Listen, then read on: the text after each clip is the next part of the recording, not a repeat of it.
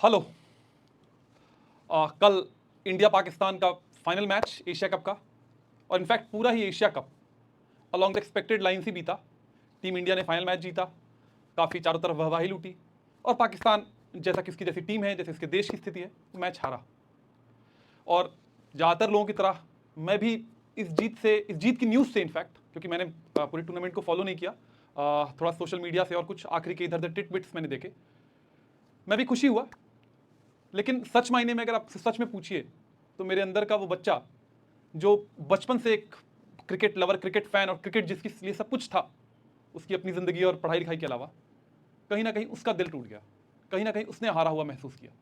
आप में से भी शायद ज़्यादातर लोग की ऐसी स्थिति होगी।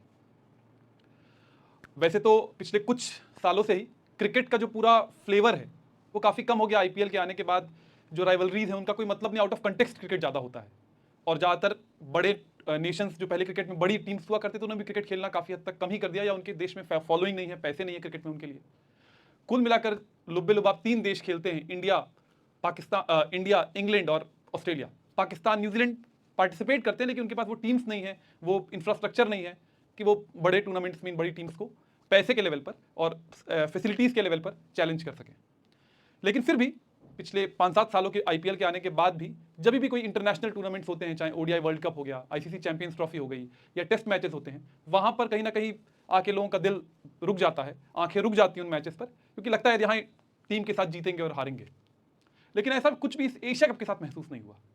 इसका बैकड्रॉप ही ऐसा था, जिस बैकड्रॉप में हुआ आप लोग को पता होगा। अभी शायद 2-2.5 महीने बीते होंगे जब पहलगाम में वो टेररिस्ट अटैक हुआ, उसके बाद जिसमें 26 लोग के करीब मारे गए। उसके बाद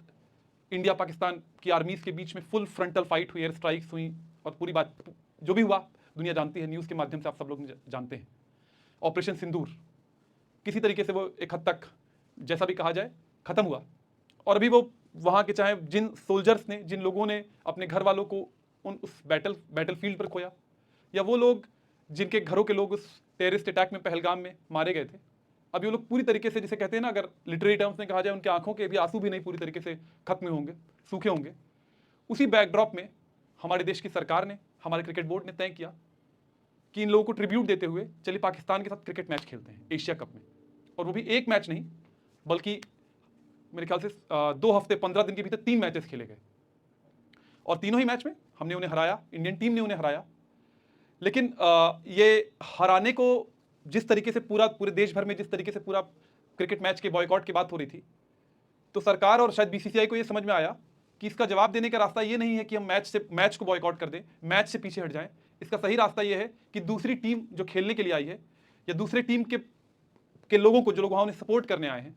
उनको किस तरीके से, दोनों ही टीमों के प्लेयर्स को ये जिम्मेदारी दी गई कि क्रिकेट मैच तो सेकेंडरी है, तुम एक दूसरे को कितना बेइज्जत कर सकते हो, ये तुम्हारा मेन एम है। और इसीलिए हमने देखा जिस तरह के डिग्स हो रहे थे कि जब कोई विकेट गिरता था, या तो कोई सेलिब्रेशन कर रहा है ड्रोन गिरने का, ड्रोन गिराने का, कोई सेंचुरी मार रहा है, हाफ सेंचुरी मार रहा है, तो लोग कोई स्टैंड गन सेलिब्रेशन कर रहे हैं। मतलब जहां तक मैंने जिस बच्चे का जिक्र मैं कर रहा था, उसने जब बचपन से क्रिकेट देखने की शुरुआत की पिछले 20-25 सालों से, तो हमें हमें सबसे अधिक खुशी मिलती थी जब बुरी तरीके से, जैसे कहते हैं ना, अपनी दूसरी विपक्षी टीम को, राइवल टीम को हम हराते थे और उनको बिल्कुल डिमोलिश कर देते थे। लेकिन उसके बावजूद इसी गेम ने हमको ये भी सिखाया था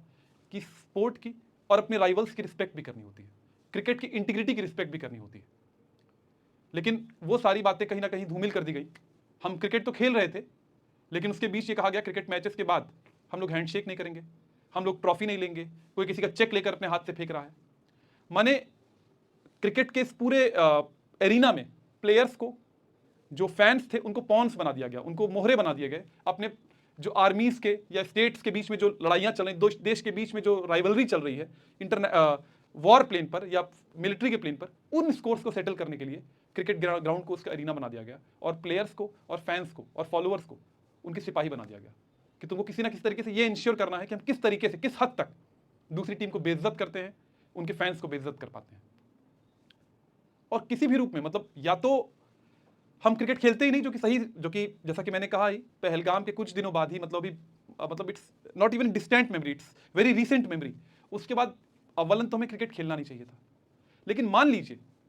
जो भी कारण रहा हो ओलंपिक का, जो भी, मैं इन कारणों में नहीं जाऊंगा क्योंकि वो इतने हास्यास्पद है कि उनकी बात भी करना, मतलब दे आर लाफेबल टू से द लीस्ट। लेकिन मान लीजिए हमने तय किया पैसे के कारण, मुनाफे के कारण बोर्ड्स का प्रॉफिट मार्जिन इतने बड़े स्टेक्स होते हैं, नहीं किया जा सकता। तो मान लीजिए आपने तय किया हम खेलेंगे ही क्रिकेट,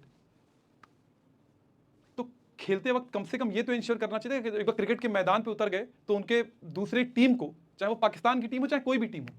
हम उनको उनकी आर्मीज का रिप्रेजेंटेटिव समझकर उनको रौंद देंगे, या यही टीम पाकिस्तान के प्लेयर्स को जो ब्रीफ दिया गया उनके बोर्ड के द्वारा, उनके पॉलिटिकल बॉसेस के द्वारा, कि दूसरी टीम को बिल्कुल बेइज्जत कर दो, ये तो किसी भी रूप में किसी क्रिकेट लवर के लिए मतलब दुखी करने वाली बात है। स्पोर्ट्स, चाहे क्रिकेट हो, फुटबॉल हो, या कोई भी स्पोर्ट हो, या फिल्में, या इस तरह के जितने भी कोई भी कल्चरल मीडियम्स जितने सारे भी हैं, वो जब हम उसमें शरीक होते हैं, उसमें इन्वॉल्व होते हैं, तो एज ए कलेक्टिव हम साथ में हंसते हैं, साथ में रोते हैं, साथ में जीतते हैं, और एक हद तक अपनी जिंदगी की जो जद्दोजहद होती है उससे दूर निकल आते हैं, और एक इंसान के तौर पर, एक बीइंग के तौर पर, एक नेशन के तौर पर, एक सोसाइटी के तौर पर एलिवेटेड होते हैं। कई बार ऐसा नहीं भी होता, लेकिन इन जनरल स्पोर्ट्स का या किसी भी कल्चरल एक्टिविटी का पर्पज ये है कि हमें एक इंसान के तौर पर बेहतर इंसान बनाना, जो कॉम्पिटिटिव स्पिरिट में और ढंग से जीतना और हारना जानता हो। और इसकी मिसालें भी हमने देखी हैं। लोगों को याद होगा नीरज चोपड़ा ने जब पिछले ओलंपिक्स में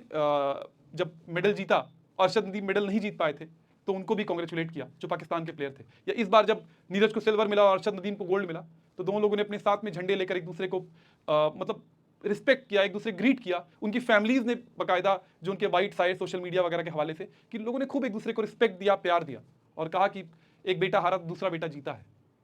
और इसने हम सब लोग को मतलब एक खुशी और एक प्राउड मोमेंट भी भर दिया, और एक खुशी से भी भर दिया कि yes, this is what we are, this is what we need to become. कि अपने स्पोर्टिंग राइवल्स को, या किसी भी फील्ड के राइवल्स हो, चाहे साइंटिफिक राइवल्स हो, किसी भी राइवल्स को हम रिस्पेक्ट भी करना जानते हैं। ऑब्वियसली जब दो देशों के बीच में इतना टेंशन होता है, युद्ध की परिस्थितियां होती हैं, कोई पाकिस्तान से टेररिस्ट अटैक होता है इंडिया पर, उसका जवाब दिए जाने की जरूरत होती है, तो हम ये नहीं उम्मीद कर सकते हैं कि नॉर्मल सर्कमस्टेंसेस मेंटेन होंगे।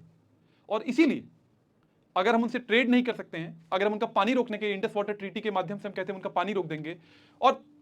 क्या जो स्टेटमेंट, जो ब्रीफ आए थे कि ऑपरेशन सिंदूर जारी है, और क्या trade and terror cannot go together, talk and terror cannot go together, but terror and if you call that terror, अगर आप मानते हो कि वाकई में एक टेररिस्ट नेशन है, तो terrorism and cricket can go together, क्योंकि ये आपके बोर्ड्स को अरबों खरबों रुपए दिलाता है, दोनों ही नेशन के बोर्ड्स को। आप एक तरफ कहते हो पाकिस्तान, मतलब कितनी मजेदार बात है, आप पाकिस्तान को कमजोर करना चाहते हो, लेकिन मेरे ख्याल से इसी कम से कम 1000-1200 करोड़ रुपए उन्होंने इसी टूर्नामेंट से कमाए होंगे। तो एक लेवल पर तो एक्सपोज करता है हमारी सरकारों को, हमारे स्टैब्लिशमेंट को, लेकिन as a fan, as a lover of sports, एक वही मैंने कहा ना, जिस बच्चे के लिए क्रिकेट सब कुछ था, क्योंकि आपको पता होगा 1990s में पैदा हुए लोगों के लिए क्रिकेट क्या मायने रखता है, उसका दिल कहीं ना कहीं इस पूरे घटनाक्रम से टूट गया। और अंत में वही जो शायद हमने पीछे भी लिखा है कि team India won, but we the people of this country and the cricket lost. Cricket एक गेम के तौर पे हारा, एक स्पोर्ट हारा, इस देश के लोग हारे, क्योंकि हम लोग एक बेबसी सी महसूस की। आप उम्मीद करिए कि वो जो प्लेयर्स, क्योंकि मैं जानता हूं, मतलब मैंने बहुत करीब से क्रिकेट को देखा, लाइव मैंने ग्राउंड पे जाके देखा है, प्लेयर्स भी मतलब लड़ते हैं और मतलब ग्राउंड पर, लेकिन वो एक अच्छे बीइंग होते हैं।